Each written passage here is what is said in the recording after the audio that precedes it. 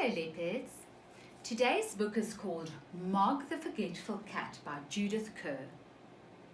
It's almost like teacher's surname. Our surname Karen comes from Kerr.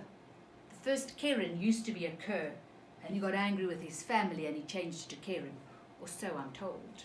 Let's see. Mog the Forgetful Cat. Once there was a cat called Mog. She lived with a family called Thomas. That's the surname. Mog was nice but not very clever. She didn't understand a lot of things. A lot of other things she forgot. She was a very forgetful cat. This is the family. Look, Mr. Thomas, is it Miss or Mrs.? It's Miss Thomas. No, Mrs. Thomas, sorry guys. Debbie, there's a Debbie in our story, and Nikki. Nikki is the brother. And this is Mog, the forgetful cat. Sometimes she ate her supper. Then she forgot that she had eaten it. Sometimes she thought of something in the middle of washing a leg. Then she forgot to wash the rest of her leg. Once she forgot that cats can't fly. Crazy cat. But most of all, she forgot her cat flap. The cat flap led from the kitchen into the garden. Mog could go out and in again. It was her own little door. The garden always made Mog very excited. She smelled all the smells. She chased the birds. She climbed the trees. She ran round and round and round with a big fluffed up tail. And then she forgot the cat flap. She forgot that she had a cat flap. She wanted to go back into the house, but she couldn't remember how. That's a problem, hey? In the end, she sat outside the kitchen window and mewed until someone let her in. Afterwards, you could always tell where she had sat. This made Mr. Thomas very sad. He said, "Bother that cat." But Debbie said, "She's nice." Once Mog had a very bad day. Even the start of the day was bad. Mog was still asleep. Then Nikki picked her up. He hugged her and said, "Nice kitty." Mog said nothing, but she was not happy. Then it was breakfast time. Mog forgot that cats have milk for breakfast. She forgot that cats only have eggs as a treat.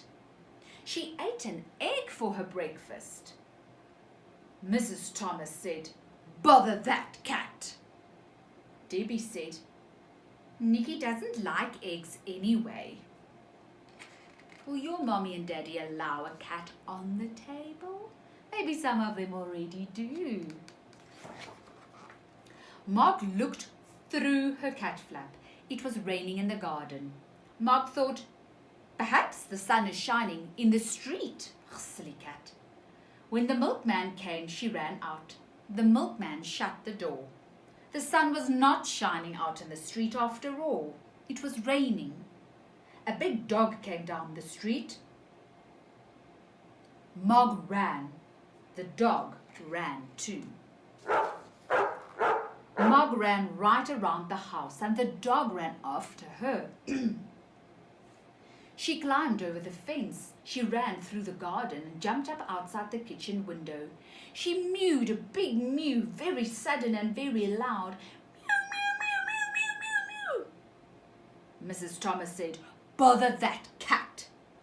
And Debbie said, "But it wasn't her fault."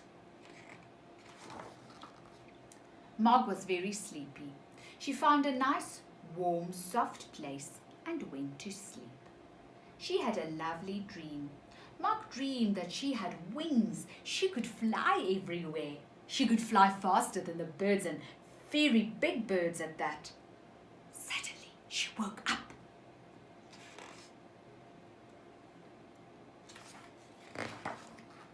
Mrs. Thomas said, "Bother that cat." Debbie said, "I think you look nicer without a hat." Debbie gave Mog her supper and Mog ate it all. Then Debbie and Nikki went to bed. Mog had a rest too, but Mr. Thomas wanted to see the fight. Mr. Thomas said, "Bother that cat." Well, the cat's irritating the mommy and daddy, right? Mog thought, "Nobody likes me." Then she thought, "Debbie likes me." Debbie's door was open. Debbie's bed was warm. Debbie's hair was soft like kitten fur. Mog forgot that Debbie was not a kitten. Oh no, what is she doing?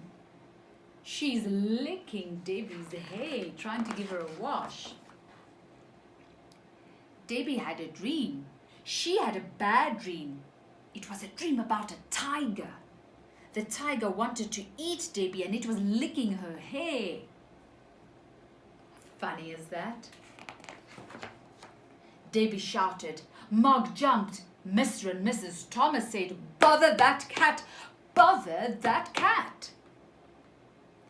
Debbie said nothing. She was still crying because of the bad dream. Mog ran out of the room and right through the house and out of her cat flap. She was very sad.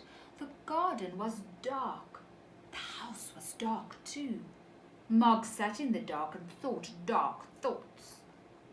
She thought, "Nobody likes me. They've all gone to bed.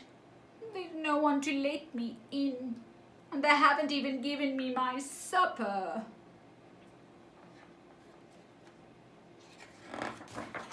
Then she noticed something. The house was not quite dark.